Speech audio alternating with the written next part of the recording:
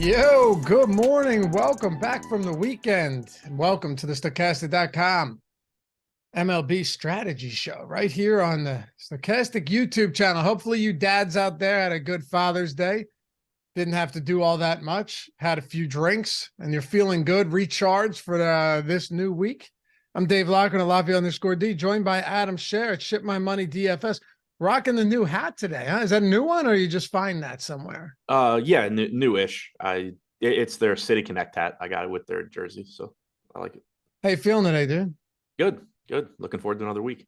Looking forward to 10 a.m. strategy shows again. Much better. Much better.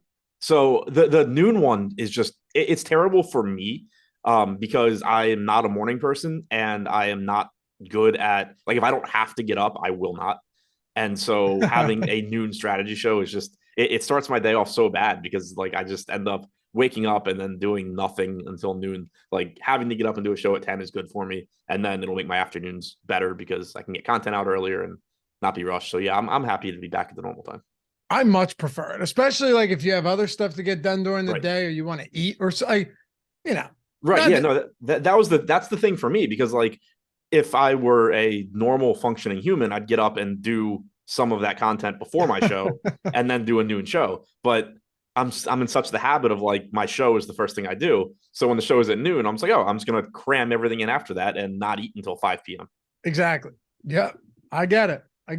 Plus, I'm not good at doing something, stopping it, doing something else, and then restarting the other thing I was doing. I have a one-track mind, so I have to just get it done. Right. Yeah, that was rough too, because there would be times where I would actually, on, like, bigger slates, when I know it's going to take me a while to write that article, I'd, like, start on it in the morning, do the show, and then after the show, it's like I feel like I need to start over because, like, I don't even know what I wrote.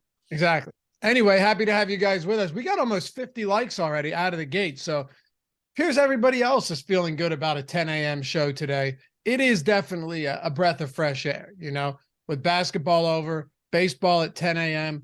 It is crazy though, man. Like, you think about this. It always seems like football's so far away. Football's right around the corner right now.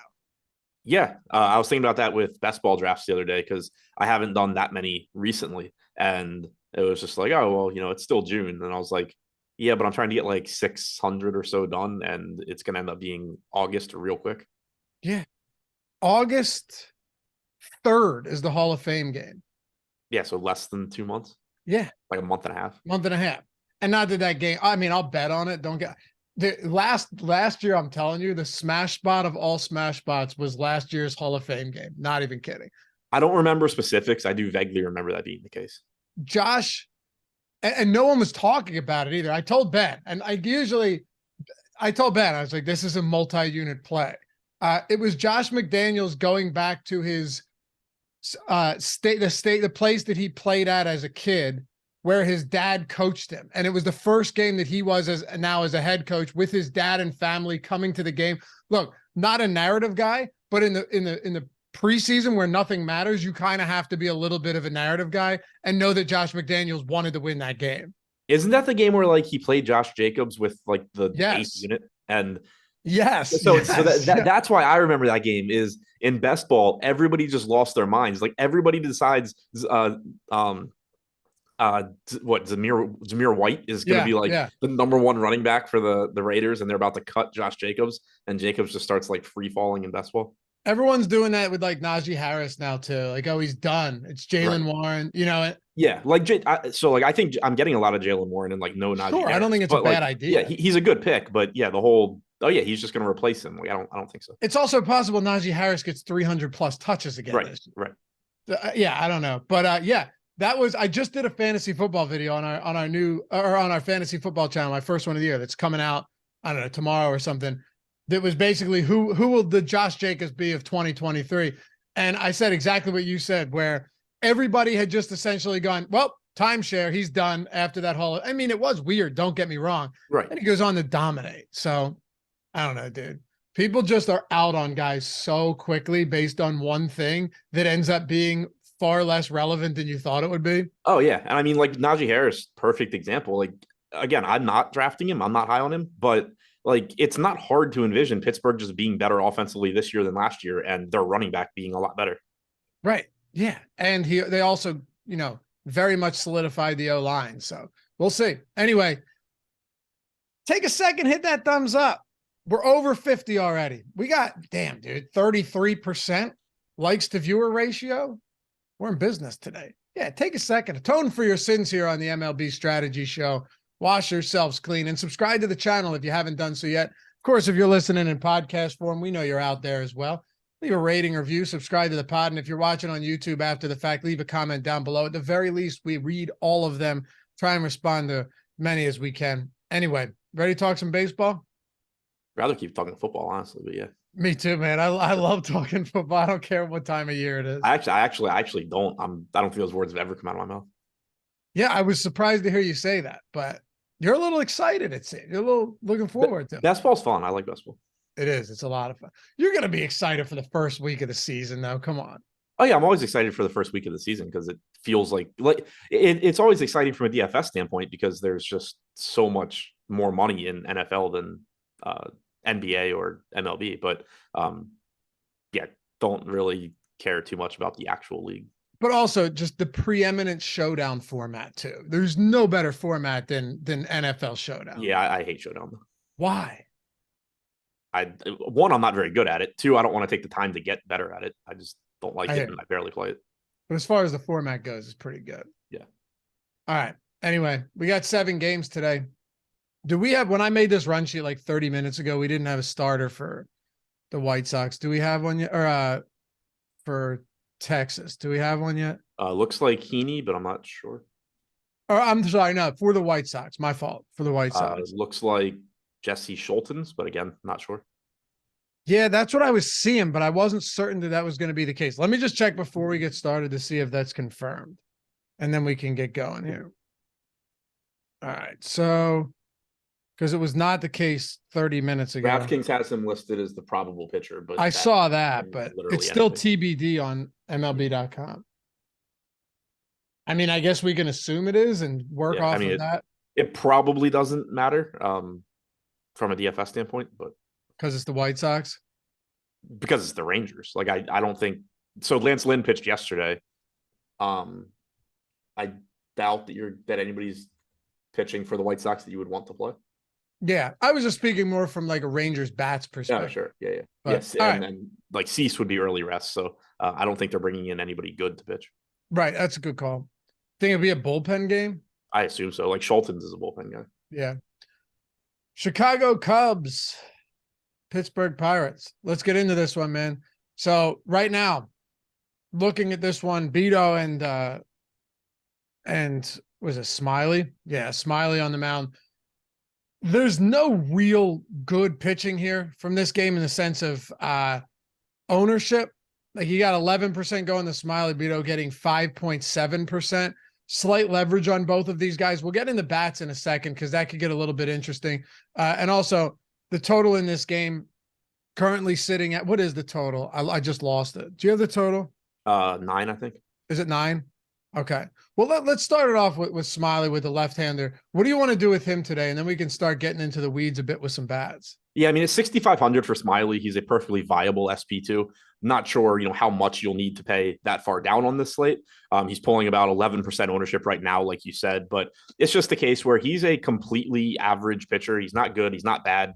6,500 is just, a little bit cheaper than he should be in a pretty solid pitcher's park in Pittsburgh. Does look like it's supposed to be pretty warm there, so ball probably will carry a little bit better than normal, but just, again, a completely serviceable pitcher at a little bit too cheap of a price tag. So I'm not going out of my way to get to him. This isn't a spot like when you had Brian Wu at 5,400 and you're saying like, oh, I am going to play him because he projects almost as well as anybody else on the slate. Smiley, it's, if I need value, I can go down there. I think that's,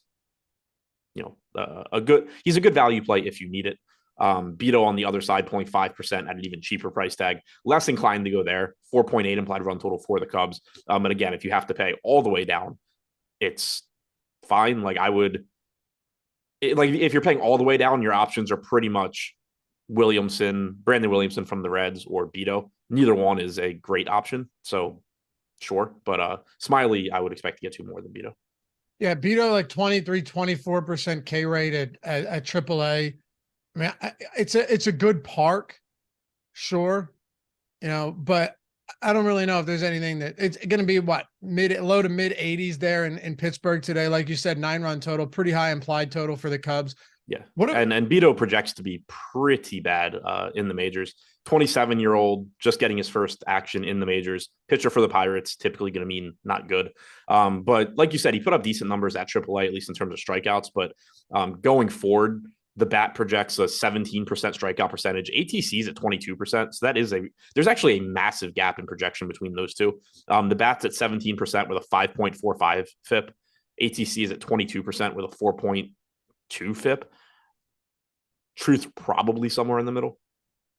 Do you like bats for the Cubs today then?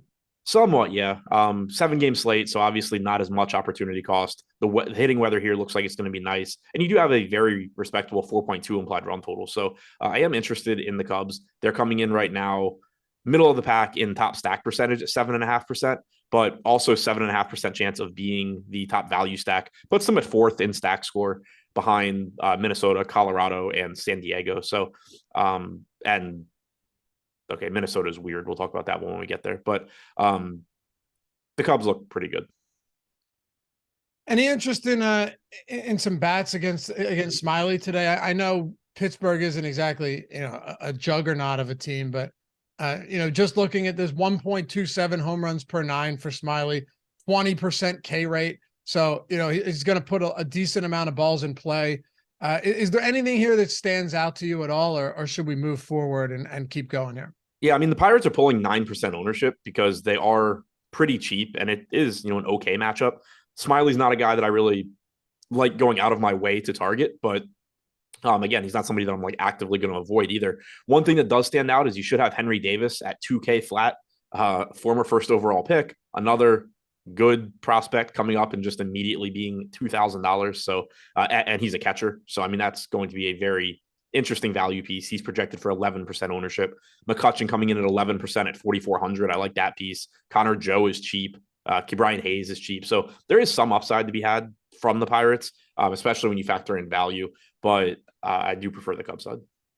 Yeah, 178, 153 x ISO versus righties for Drew Smiley this year. It's not like he's been blasted by him. No, he's like, to me, he's one of the most boring pitchers to talk about on these shows because there's like nothing really bad to point to. There's nothing really good to point to. It's literally just like, well, this guy's probably going to be like he's going to be like a middle starting pitcher on this slate in terms of talent. If you want to get bats against him, sure. If you don't, wouldn't really worry about it. He's just kind of there. All right, well, let's talk about Colorado and Cincinnati. And Colorado plus 140 on the money line on the road. Austin Gomer, Brandon Williamson, 2 lefties on the mound today. 10-run total in this game. And there's a lot that we'll have to dig into here for sure. It's going to be you would think it would be warmer just given what it's like out here, that it would be warmer in Cincinnati, but still hitter-friendly ballpark, mid-70s really, but also looks like this has some weather concerns right now. So we could talk about it as if it doesn't at the time being, but right now, these are 2 spots where it wouldn't be surprising at all to see a lot of power coming from this game. Cincinnati right now with this essentially tied for the second highest top stack percentage in our top stack tool, along with Texas. Even Colorado, just a bad offense up there at 8.1 against Williamson. Do you want to spend any time on pitchers here, or should we go to the bats? The only thing I have to say about pitchers is that they're both really cheap. I mentioned Williamson when we talked about Beto a second ago. He's 5,500, 4.4 implied run total for the Rockies. Of the really cheap pitchers, Williamson is projected for the most ownership at 10%. Best chance of being a top 2 pitcher, but ideally, I just don't need to pay down to any of that garbage. Yeah, 6.5% K minus BB rate this year. Yeah, he hasn't been good. He doesn't project to be good. He wasn't good at AAA. Yeah, this is one where, it's baseball and he's cheap. He could go have a good game, but the bat rest of season, 15.7% K percentage, 10% walk percentage, 6.15 FIP, ATC, 19% K percentage, 11.5% walk percentage, 5.28 FIP, a pretty big gap there again. But here the gap, like with Beto, the gap between those 2 models was pretty solid pitcher to bad pitcher. Here it's bad pitcher to unbelievably bad pitcher. And again, he sucked at AAA this year. He's been bad through his first 6 major league starts. there's no reason you would have confidence here other than, the Rockies aren't very good. For sure. Also, a lot of fly balls too. So it's not surprising that 5 of the 8 home runs he's allowed, or 5 of the 7 home runs that he's allowed, have come at home this season too. Like I mean, there's definitely potential for him to get taken out of the yard a few times tonight. Oh yeah, without a doubt. And it's not like a 4.4 implied run total is nothing. No, for the Rockies, it's like 9. Right. Yeah. When you put it in that context, it might be the highest we've seen outside of Coors all year. Yeah, seriously. But I mean, I think obviously bats are going to be interesting in a spot like this. We don't have a massive sample size, a massive sample on Williamson, like 31 innings, I think it is this year. But yeah, 31.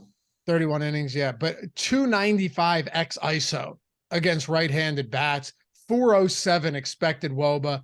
These aren't really good numbers. No, they are actively bad numbers. And again, he doesn't project to be good. His AAA numbers this year, 6.34 xFIP. AAA last year, 6.29 xFIP. Not entirely sure how this guy landed in the major leagues at this point, but he's there, and it's going to make the Rockies offense look pretty good. As good as the Rockies offense can look. Still only a 4.4 implied run total, but cheap price tags on Profar, Grichuk, Diaz is 4,300, perfectly fine catcher option. Alfaro's 3,300, another perfectly fine catcher option. That is a potential negative for the Rockies, depending what their actual lineup looks like. You could have 2 catcher-only guys in the top 5 or 6. But there's not a lot of names you're going to point to here and say, I really like this hitter, because for one, the hitters that I actually like the most on this team, specifically Ryan McMahon, are left-handed. And that's not to say you can't play him against Williamson, but you're not going to be as excited about it. Grichuk is probably my favorite play from the Rockies. What about on the red side of this one? Gomer's allowing 2.16 home runs per 9 so far this year. He's allowed 16 home runs in 66 innings. He has a 14% strikeout rate. I mean, there right now, just not many redeeming qualities about Gomer. You look at the XISO, the expected WOBA, all of this stuff points towards, particularly against righties, actually against lefties too. All of this stuff looks pretty bad.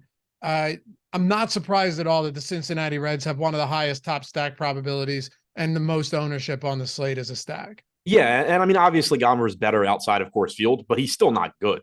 Outside of Coors this year, 342 WOBA allowed compared to 448 in Coors. So a lot better, but still not good. Home runs per 9, 2.89 in Coors, 1.23 outside of Coors. So like he's more of like a 5.16 xFIP outside of Coors. He's more of a like normally bad pitcher outside of Coors than, an unbelievably bad pitcher, but it still sets up as a good spot for the Reds. Plenty of right-handed bats in this lineup. They actually might have an entirely right-handed lineup today.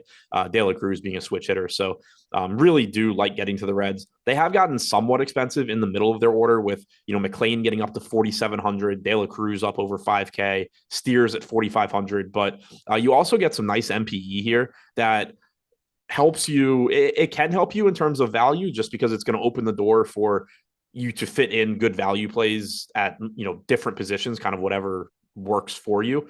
Newman, first base, third base. McLean, second base, shortstop. De La Cruz, third base, shortstop. Steer, first base, outfield. Senzel, third base, outfield. So you have so much MPE in this lineup. It makes them really easy to stack as well. So definitely like the Reds quite a bit here. In terms of top stack percentage, we have them third right now. I do think that comes up, but right now we have them third. But yeah, Reds look really, really good. Yeah, this is a really enticing game for sure. Just want the weather. I'm pretty sure there's some serious weather concerns. Yeah, there's rain concerns. It's kind of just, does it rain over the park or not, I think. All right, well, we'll pay attention to it, because who the hell knows what's going to happen. It's still pretty early in the day. Around my way, every time we get severe thunderstorm warnings, we barely get rain at all. So who knows? Yeah, right. I mean, it's like I saw somebody in chat say that he lives in Cincy and it's supposed to rain all day. But like the thing is it raining at the stadium or not? Right. All right, Boston and Minnesota. And Jorge, what's up, brother? Good to see you, man. Yeah, we're almost at 100 likes. Crazy. 17 away. We'll get there. We'll make quick work of that for sure. No concerns whatsoever. Where are we at? Boston and Minnesota. So Boston plus 110 on the road. Paxton, Pablo Lopez. I guess we can get into James Paxton first and take a look at this one. He is right now getting 21% ownership on DraftKings, of course, 2-pitcher format. That's 4th highest owned on the slate. But we have him with the highest top 2 probability with slight leverage even, despite that, how he's grading out in the top pitchers tool, $9,300. What are your thoughts on Paxton today? I like Paxton a lot. I'm kind of surprised that they're dogs here, but I mean, Lopez is good as well. Plenty of strikeouts, though, in the Minnesota lineup. Paxton's been very good so far this year. Going back to the start of last season against left-handed pitching, Minnesota's active roster has a 111 WRC plus, also a 23% strikeout percentage. Paxton, again, has been very good so far this year. Velocity is back. He's striking out. I'm on the wrong date.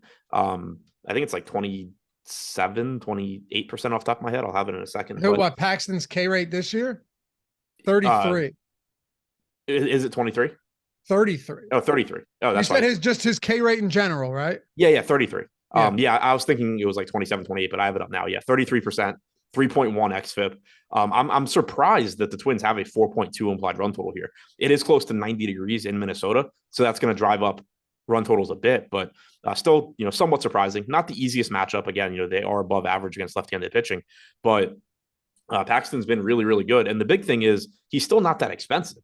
Most, guys that are striking out 33% of hitters are your, 10, 5, 11K pitchers. Paxton's at 9,300 still. So whatever concerns you have about, A, is Paxton going to keep this up all year? And B, the matchup's not great. That all is pretty much alleviated by the $9,300 price tag.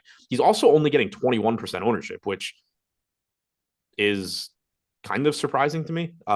He's getting less ownership than Pablo Lopez on the other side of this game. He's getting less ownership than Corbin Burns against Arizona, who's $700 more.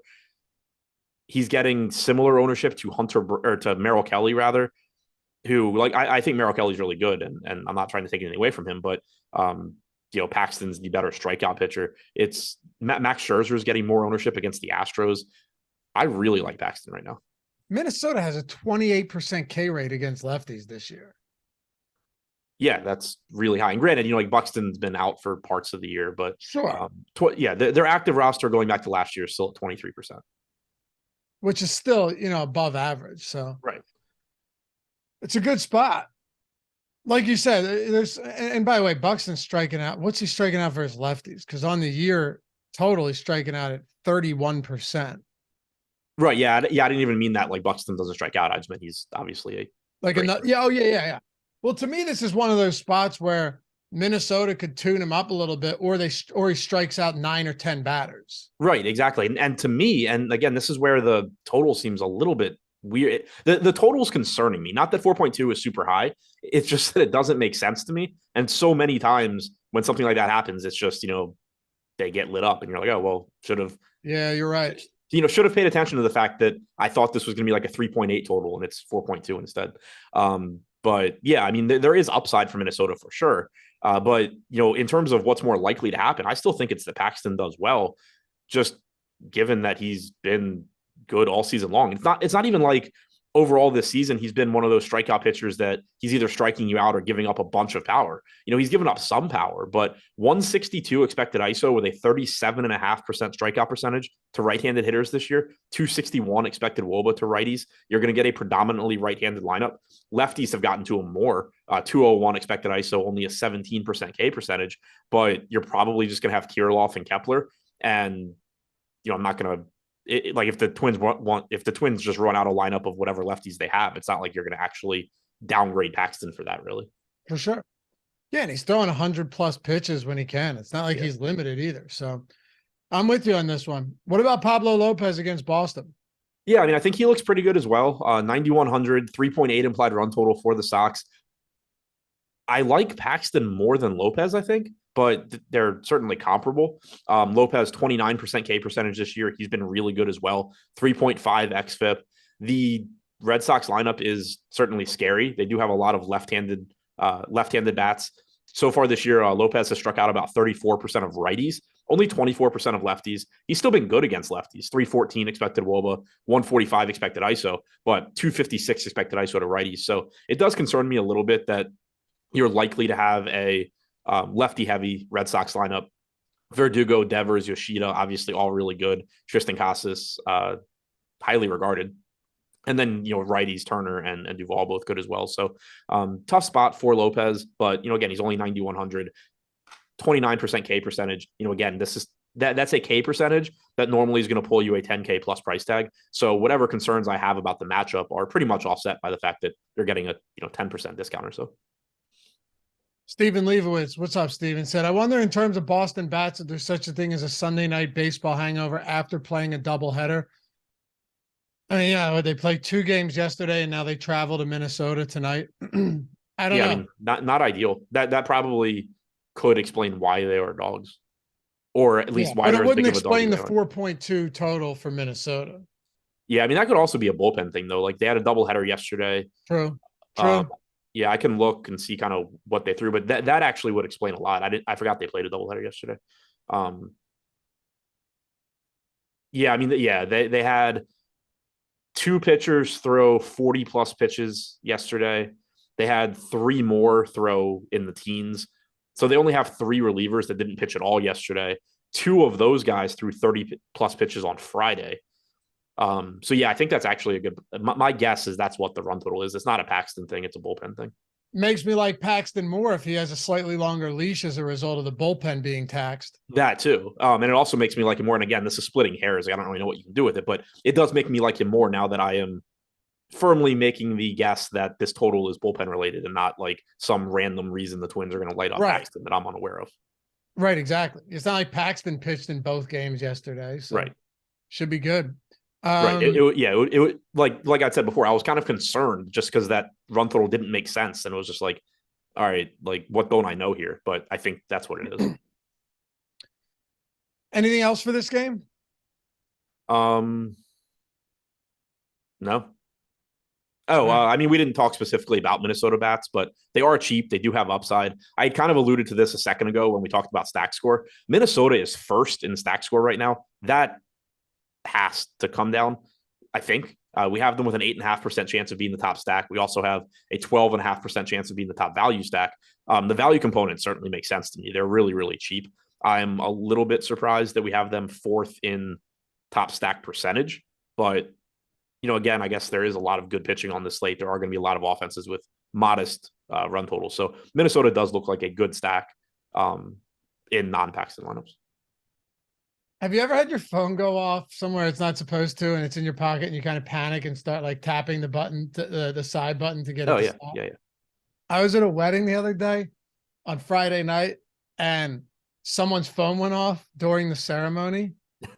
And I was just thinking how insane it would be with, how these, like the iPhones now, if it goes off and you panic and you hit it, how if you hit it like 5 times, it starts doing that insane emergency SOS siren? No, I didn't know that. Oh, dude. I was just thinking if that were me and it was in my pocket, fortunately my phone's always on silent, but I would start jamming that button and then it would start siren going off. I've done that before too, where I tried to stop it and it started doing try it real quick. You can stop it. Do it like 5 times real quick. What the side, like the button you would use? The big side button on the right. Do it like 5 times real fast. Oh, yeah. It didn't siren, but it just came up that it was making the call. Oh, it didn't? Hold on.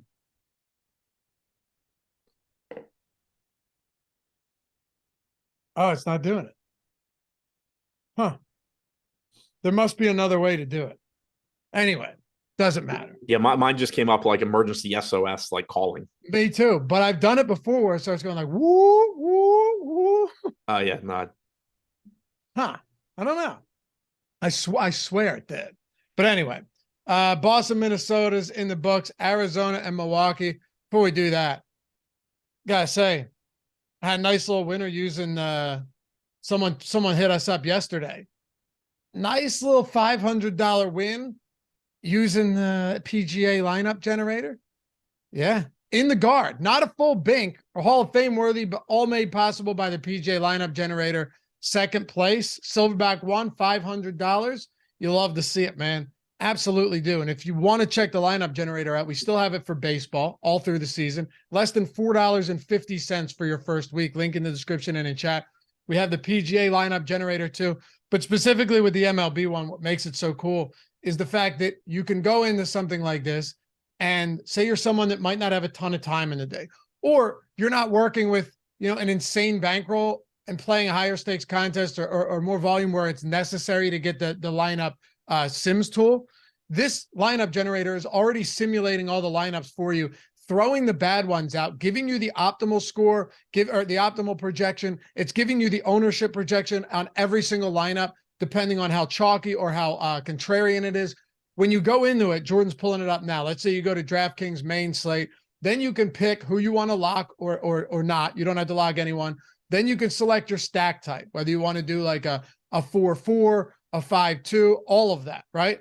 Then after that, you get all of the lineups that you can imagine. You can save as many as you want, discard as many as you want, upload them to CSV if you're on your computer, or it's optimized for mobile too. So if you're on your phone, you go in. I always say, you come home from work, it's been a long day, you had like a 40-minute drive, and you got your ass cheeks clenched. You got to take a dump, man. You got to fire one up, but you're trying to get some lineups in too. You run upstairs, shove the kids out of the way, tip your hat to the wife and tell her you'll be back in 20. You might not even have to. You might just be running up there to get some peace and quiet before shit erupts, no pun intended. And then you build your lineups out on the turlet. No, but you can do it on your computer. You can do it on your phone, anywhere. We're giving you the top projected lineups as far as optimal projection goes out of the gate. Set your stack types, all of that stuff. Save as many, discard as many. It doesn't matter. And then throw them right in by uploading them to CSV the same way you would through any other lineup generator or anything like that. So check it out. Plus, even if you're only playing like $2 a day, you're paying less than $4.50 for the first week.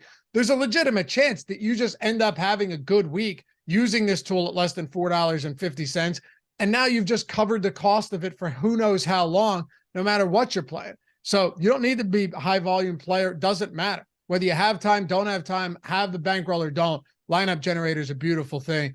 Adam, as far as the Sims tool goes, though, just to throw it to you, as far as the Sims tool goes, this is basically like the Sims tool is basically giving you behind the scenes look at everything from an ROI perspective after simulating all the lineups against each other and giving you a lot more custom ability. You don't need this if you're playing in like some of the lower stakes contests, but it certainly gives you a lot more custom ability and a lot more of a peek behind the window of everything that's going on heading into these contests and for the post lock or for the post contest sim.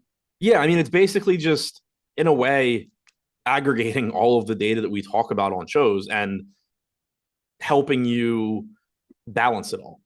That's one of like the biggest talking points in chat all the time is like, this guy's too popular, or this guy's, right, not going to come through often enough, or whatever it may be. And that's like one of the most difficult things in DFS is balancing out projection and ownership, essentially, trying to play the best lineups that you can that are at reasonable ownership levels. And Sims tool is just going to help you do that. We talk about a lot of these tools individually on the back end, whether it's the top stacks or whatever it may be, top stacks, ownership, projection. The Sims tool is essentially just taking all of that information and saying, assuming these inputs are relatively correct, this is your best bet on this slate. For sure. And that one is not $4.50 for the first week. Definitely not, but the link is in the description and in chat for both of those. I'd say too, we have just an array of options from a tools perspective of no matter what level player you are, whether you're starting off and you're looking to build your way up, or you're maxing out the main contest every day or playing higher stakes. We got something for all of you guys, and all these tools super valuable for whoever's playing in whatever contest. So link in the description and in chat for the Sims tool and for the lineup generator if you wanted to get in on that. If you ever have any questions about these, about how they work, about how to use them, how to sign up, you can always hit me up on Twitter at Laffy_D. My DMs are open. But yeah, people just having monster days with the Sims tool ever since we released it for MLB. We got the PGA one as well. So cannot wait for football season. Let me tell you that much. All right, let's keep it going here. Texas and the Chicago White Sox. I guess, Adam, we're going to work, or no, I'm sorry, Arizona and Milwaukee. Arizona, yeah, I got it. Arizona and Milwaukee here. Merrill Kelly, Corbin Burns, 7.5 run total. Even money here, Arizona on the money line for this one. So we can dive straight into this. You got into Merrill Kelly a little bit before, talking about this is not you disparaging Merrill Kelly, saying anything bad about him, but you were a little bit surprised that as far as ownership went with him and James Paxton, that it was identical. Yeah, and I think Merrill Kelly's a very good play today. I just think Paxton's a little bit better. And so I was surprised at a similar price point or even a little bit cheaper price tag for Paxton that he's getting the same ownership and not a little bit more. But Merrill Kelly has made a sizable improvement in his strikeout stuff this year. 27% strikeout percentage. He is walking a little bit too many guys, 10.3% walk percentage, but 3.67 xFIP to go with a 27% K rate, going up against a Milwaukee squad that has a 23.5% strikeout percentage against right-handed pitching this season. It's a tough park for pitching, but still 3.8 implied run total for the Brewers. I like Kelly here. He's been tough to get to on a lot of slates this year because you get him at this elevated price tag around, other pitchers that have a longer track record of being good strikeout pitchers and all of that. But shorter slate today, good matchup from a strikeout standpoint. I do like getting to Kelly. On the other side, it's a tough spot for Burns, but he's also only 10K. We've seen him, turn things around lately. He had a bit of a slow start to the season, but he's up to a 24% strikeout percentage for the year now, 3.99 xFIP. And he's one of these pitchers where, any good projection model is keeping previous year's data in mind as well. You expected Burns to sort of be moving back towards the very good pitcher he's been in the past, as opposed to the mediocre pitcher he's been for this year for the most part. So he still looks good here at 10K. I'm a little surprised that he's getting more ownership than Paxton, more ownership than Lopez. Like right now we have him as the highest owned pitcher on the slate. Again, that's a little surprising to me because Arizona isn't a great matchup. 19.5% K percentage against right-handed pitching this year, 108 WRC plus. I think Burns is a good play. I'm just a little surprised at the ownership, given that he is more expensive than Kelly and Paxton and Lopez. All right. Well, the one thing too about I was trying to answer some questions in chat here. Where's Arizona's K rate first, right? 19.5%. Yeah, that's what I thought. Very Did you low. think that because I said it 30 seconds ago? I was reading chat, my fault. As if you've never done that before. 19.4. Yeah, that's really low. They really don't strike out at all. But pretty good too. 110 WRC plus versus righties on the season. Top 5 in the league. Damn. All right. Where would you rank Corbin Burns among the other pitchers on this slate then at his price point?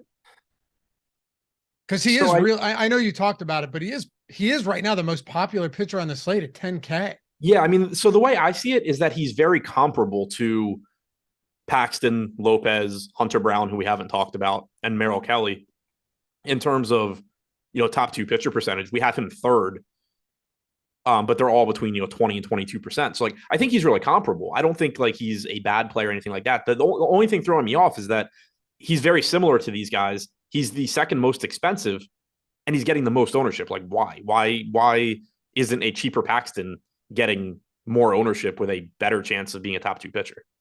Yeah, absolutely. What about bats? Arizona, Milwaukee bats, neither of them getting a lot of ownership, slight positive leverage in the top stacks tool. But it's not exactly great matchups for either of them here. No, it's not. I mean, they're in a good hitter's park. So there's that. Arizona in particular is a good offense, but Corbin Burns against lefties this year, not only is he striking them out 26.5% of the time, 236 expected WOBA, expected ISO of 0.62. The cutter's been really, really good against lefties this year. Sub 100 expected ISO on that pitch, sub 100 expected ISO. He has a sub 100 expected ISO allowed to lefties on every pitch that he throws individually, which granted, it's essentially, he's thrown 5, but really it's 3. He throws a cutter, a changeup, and a curveball to lefties, and it's just been pretty much unhittable across the board. Cutter doesn't get a lot of swings and misses, but it doesn't give up any power, and then you get swings and misses on the changeup and the curveball. So he's been really, really good there. Righties have gotten to him a bit, 201 expected ISO. He's also only striking them out 22% of the time. I think it's kind of sneaky one-offs in Christian Walker, Lourdes Gurriel in tournaments, but still not acting like their priorities. And as far as the Milwaukee side goes, tough to be too interested there. Kelly's allowed a 170 expected ISO to lefties, 141 to righties. If you wanted to take some shots on a cheap Jesse Winker or get to Tellez or Yelich, nobody's going to talk you off of it. But these are 2 of the better pitchers on the slate. Let's talk about Texas and the White Sox then. I suppose we're just going to work under the assumption now that it is going to be Schultz for the White Sox? Yeah, I mean, that works for me until we see otherwise. All right. Well, we can start with Andrew Heaney. We've got him from a value perspective, grading out pretty decent in the top pitchers tool. 17.8% ownership, 18.7% top two probability. So there's a little bit of positive leverage there on someone like him. He's one of those guys where you're talking about when you were saying Paxton isn't one of those guys that gets tuned up or strikes out a bunch of guys. Heaney at times is, decent amount of power allowed, 1.35 home runs per nine on the season. Nothing insane, not a massive fly ball pitcher, but he definitely has some strikeout stuff, 24.5% K rate. What do you make of him today against this White Sox team?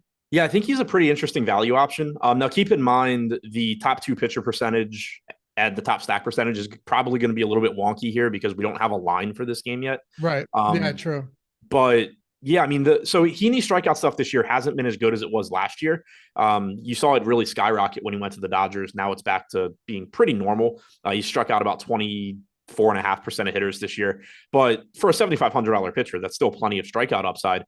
The issue is just that you're going into a park that is favorable for power. Granted, it is only like 70 degrees today, but solid hitters park, and Heaney's still giving up 1.35 home runs per nine. It's not like he cut back his strikeouts and as a result is getting more ground balls or something. He's still either striking you out, walking you, or giving up hard contact, essentially. So at 7,500, there is certainly upside for Heaney. Right now, we have him with about a 19% chance of being a top two pitcher. Again, that could change once we get a line, but 18% ownership at 7,500, no real issues with that. I don't mind the Chicago side either. In terms of top stack percentage, we have them second from the bottom right now, but again, we don't have a line. There are power bats in this lineup. Luis Robert at 4,600 is going to look good. I didn't realize how good he's actually been this year. The White Sox as a whole have been disappointing offensively, but I was watching the White Sox-Dodgers game the other night, and Robert had homered, and I think he has like 17 home runs already this year or something. I think he was like third. I think he's like third in baseball in extra base hits or something like that. So he's quietly having a really good year in the midst of a team that as a whole is underperforming. But Robert's going to look really good. Andrew Vaughn's only 3K. Eloy Jimenez is 4K. Jake Berger's got massive power at 3,500.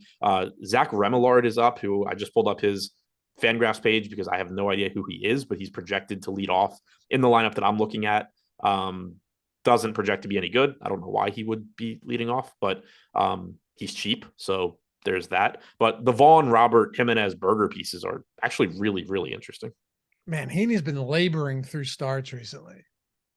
Yeah, he's back. He's back to being much closer to what he was before the Dodgers. Right. When he was getting, not as bad as when he was getting DFA'd by the Yankees, but, outside of that. So you think from a stacking perspective, the White Sox, especially, and like you said, this should change once we get a line and everything. But you think from a stacking perspective, this actually makes the White Sox look pretty good? Right now, we don't have positive leverage on them, but as you're pointing out, there are some powerful righties in this lineup. Yeah, whether it's a full stack or like especially as a mini stack, because right now we have 15% ownership coming to Vaughn. I think he's a really good play at 3K at first base. I don't have any issue with that. 15% coming to Robert. Again, really good outfield play. 14% coming to Berger at third base at 3,500. Really good power upside. So the three guys here that are getting a lot of ownership, I think it's fully warranted. They're all probably $1,000 less than they should be. Eloy Jimenez is fourth at 9%, 4K outfielder. We have Tim Anderson in right now. Don't know if he'll play. He hasn't hit for any power this year. But point being, like, even if it's not as a full stack, going to a full stack that looks better and then just mixing in Vaughn, Berger, Vaughn, Robert, all three of them, something like that. As long as the ownership doesn't get in the way. Like if you're playing, I don't know, a really popular Cincy team, I'm probably not mixing those three in as, a three-man. But if you have a lower owned stack or if you somehow have lower owned pitching and you mix those guys in, I think they look like three of the best value, like upside combinations, because all three of those guys have a lot of power in a pretty good spot. I don't know how much we can say on Texas right now, just given that we don't know who's pitching for the White Sox, but I suppose there's definitely a possibility here that we're looking at a lot of Texas Rangers today, depending on what happens. Yeah, I think you probably will be sort of regardless of who's pitching, just because Texas is Yeah, Texas is so good, and we know that it's not Giolito, Cease, or Lynn. So not really sure who the White Sox would be running out there that I wouldn't want to take Texas bats against. Bullpen games aren't the most appealing. Schultens hasn't been terrible this year. And up until his last couple appearances, he had thrown like 60 plus a few times. So you could see him, if he gets the start, potentially go, 3-4 innings, something like that. 139 expected ISO to righties, 104 to lefties, but very limited sample. And I will certainly take my chances on the Texas side. Yeah, they're just expensive is all. Man. Damn, look at some of these price points up top on these guys. Seager, Simeon, Garcia. You think it'll be easy to get to some of these expensive stacks today? Yeah, I don't think it'll be that tough. For one, like I was just saying, this is a perfect team where you could just pair them with the White Sox. Sure. Again, ownership could sort of be problematic there, but you have cheap White Sox, you have cheap Twins, you have cheap Pirates. Like you have a lot of you have reasonably priced Rockies. You have a lot of teams that maybe they're not in overwhelmingly good spots because there are a lot of good pitching on this slate. There's a lot of good pitching on the slate, but you have a lot of teams in, at the very least, high upside spots that have cheap bats that you can get to. All right, cool. 2 games to go. Before we do those, shout out to our sponsor, So Rare. I don't know if you've watched the shows that Greg and Neil do together on it. It's actually pretty cool. They do it. How many times a week do they do that, Jordan? Like twice? Twice a week. Yeah. If you're not into it, if you haven't checked it out yet, or you're just getting involved, pretty cool stuff. And all it is, digital trading cards, NFT based free to play MLB game, right? You got these cards that are all backed by NFTs. You guys are familiar with non-fungible tokens. They're each minted on the blockchain, but that's not important. What's important is this, how to play it. You're just creating fantasy teams with these cards, and you can sign up for free. So you could free to sign up, or if you wanted to build your collection, add to your collection, get some of the higher tier cards, you can do that as well. You can also sell your cards, even the ones that you get for free, just like an MLB general manager. You're working your team, you're setting lineups, you're making it work, and then you're winning brand new cards, building it up, and then who knows, selling them, also traded on the blockchain. Link is in the description and in chat. But again, yeah, it's just digital trading cards, NFT based, free to play games at first. Well, free to play forever if you want, but you can upgrade. And you're building lineups, going up against the field. There's all different levels of that, whether it's like beginner or epic or whatever the other levels of all of them are, MLB, NBA, soccer, all of that. You just set your lineups and you play against the field as you would in fantasy and DFS or anything like that, except you own all of these cards. So your collection continues to build. You earn experience points when you compete with them as well. They become more powerful, and you're competing for rewards with other players, with other fans around the world. So buy them, sell them, trade them, collect your favorite cards with complete freedom. It's So Rare. Link in the description and in chat if you guys wanted to check that out, and you get started for free. And I believe if you sign up through us, there is a promo too. I believe there is. I think you get like a free card or something when you sign up with us. Anyway, next up, let's keep this one rolling. Adam, 2 games to go here. Next one on the docket, we've got the New York Mets and the Houston Astros. Scherzer and Hunter Brown, 7.5 run total here. Mets plus 105 on the road. Max Scherzer down to 8,800 today, pulling some ownership against a pretty decent Houston team. Do you want to get to Max Scherzer? People are probably a little shook after those last 2 starts. Yeah, I mean, he wasn't good as far as run prevention in his last 2 starts. He did strike out 10 Braves in that one, but he's still 8,800. So it's just, you are still getting a discount off of where he typically is going to be. Overall this season, striking out 25% of hitters, 4.2 xFIP. So, not what you really expect from Scherzer. He hasn't been as good as normal, but also a decent chance that he improves as the year goes on. But at 8,800, he still looks good. My concern is it's similar to Burns. He's pulling 27% ownership. He's not that much cheaper than Lopez or Paxton. We have both of those guys with higher top 2 pitcher percentages. He's facing Houston, which isn't the easiest matchup, although their active roster only has a 93 WRC plus with a 22% K percentage against righties this year. No Yordan Alvarez does weaken that lineup quite a bit. Obviously, Altuve, Tucker, Bregman, Pena, all still good. Abreu's good, tough to strike out, but it is a noticeably weaker lineup without Alvarez. So 8,800 for Scherzer, a good play. I think he's similar to Burns, where like he's a good play. I'm not sure that I like him more than Paxton, Lopez, even Kelly, but he is also cheaper than that entire group. So I'm sure I'll be getting there. On the other side for Brown, really good pitcher, tough matchup. Mets are difficult to strike out, 20.2% K percentage against right-handed pitching this year, 104 WRC plus. They have Pete Alonso back, which obviously makes that lineup deeper, but you still only have a 3.7 implied run total. Brown has the third highest strikeout percentage on the slate at 27% behind Paxton and Lopez. 3.17 xFIP is better than everybody except Paxton. So really good pitcher, getting about 16% ownership with about a 20% chance of being a top 2 scoring pitcher. So maybe going a little bit under owned, but tough spot. But I do think he's a very good pivot off of Corbin Burns in particular. 20.5% top 2 percentage for Brown, 20.8 for Burns, 16% ownership to Brown, 28 to Burns, $200 price difference. The same concerns we have for the matchup with Brown against the Mets absolutely applies to Burns against the Diamondbacks. Tough team to strike out, above average offense, good pitcher. It's like the exact same spot, and you're getting half the ownership on Hunter Brown. Yeah, it's a good point. Philip, I mean, we have go ahead. We have Hunter Brown projected 0.2 of a DraftKings point behind Corbin Burns. That is the exact same play, basically. And one of them's getting half the ownership. So if that holds, again, it's not a knock on Burns. I think Burns is a good play and a good pitcher, but I think they should be about the same ownership. No, it makes perfect sense. Philip still said the lineup generator saves so much time. And then Bossbro said, I love that tool. All it wanted to do was spit out Braves yesterday. Guess I see why. Yeah, 14 runs. That is the one thing, like when you're using these tools, not to get bogged down in it, but a lot of times you'll see something and be like, well, I don't really like that. And then you just keep going until you find something you like. That in many ways just kind of defeats the purpose of using tools to begin with. And I know, back in the day, you and I, like you would do the same thing where you'd be like, well, you'd always want to inject your own thoughts and narratives into it and be like, well, then why am I using a tool if I'm just trying to find what I want it to build me? Right. Yeah.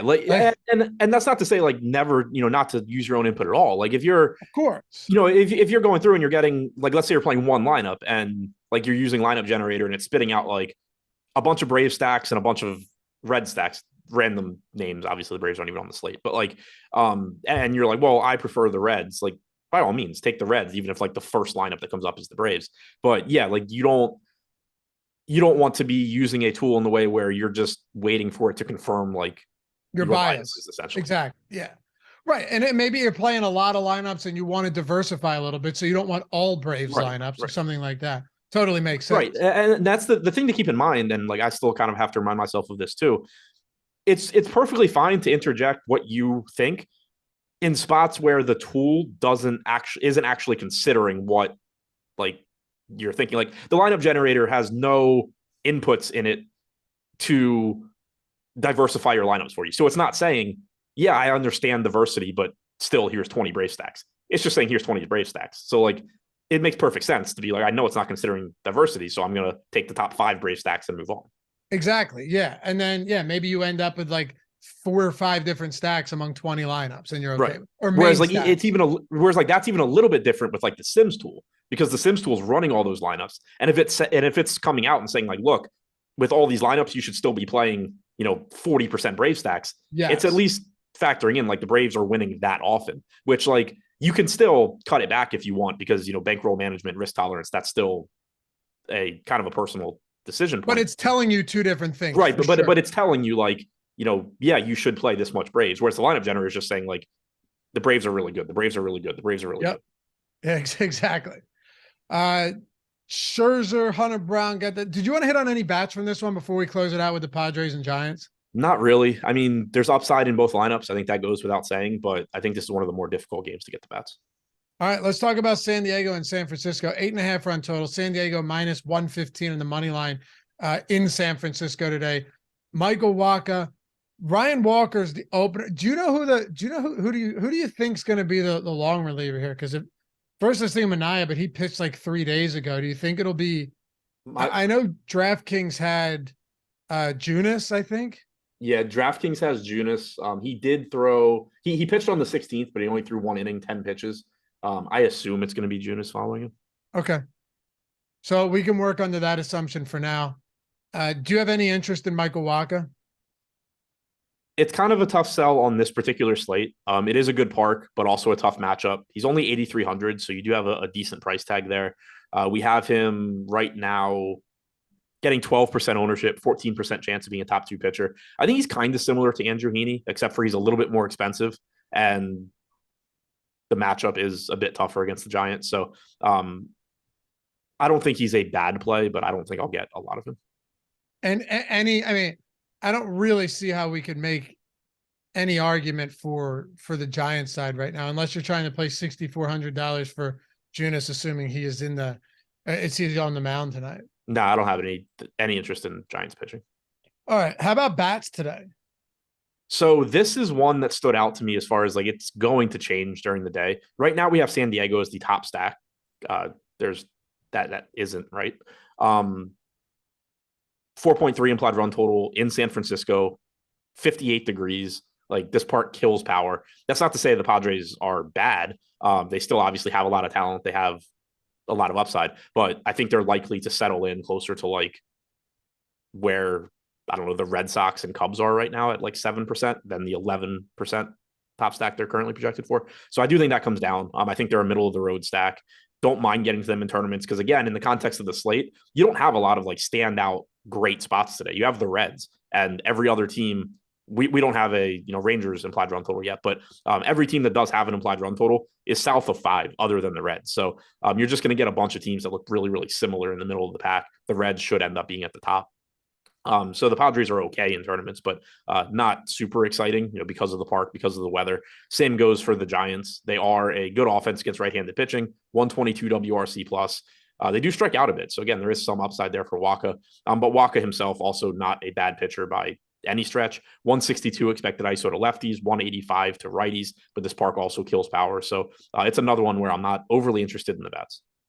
All right. Right now, if you were to play 2 pitchers, single entry, right? You're playing one lineup. Who would the 2 pitchers be that you're plugging in? I know it's super early. Yeah. Things will change. You haven't built lineups. Probably Paxton. I think the way things look right now, Paxton would be in there for sure.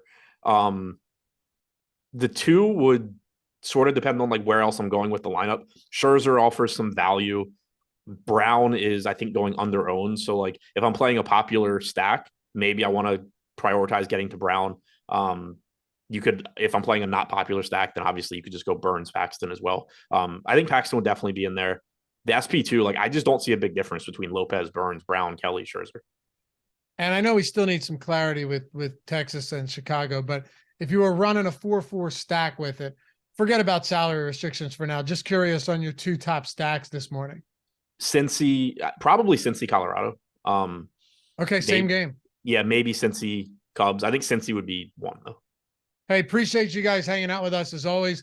Strategy show 10 a.m. now that we have no basketball, so make sure to stick around for all of that. A lot of other stuff coming throughout the day. MLB Live Before Lock Deeper Dive starts at 5 o'clock. And of course, if you guys aren't rocking the Stochastic Avatar, getting into the Hall of Fame, winning a free month of Stochastic Plus Platinum just by playing like you'd already be playing. Finish top 3 in a field of 5,000 or more. Tweet us at Stochastic HOF and get in. $120 value. Every tool on our site. All our tools. Stochastic Plus Platinum, including the premium Discord. You got it. Just go to stochastic.com/avatar. Download it. Use it wherever it is you play. And when you win, hit us up. And this fine fella right here, I'm talking about myself. I'll induct you into the Hall of Fame as well. Jordan and I are going to record a new one right now for this week.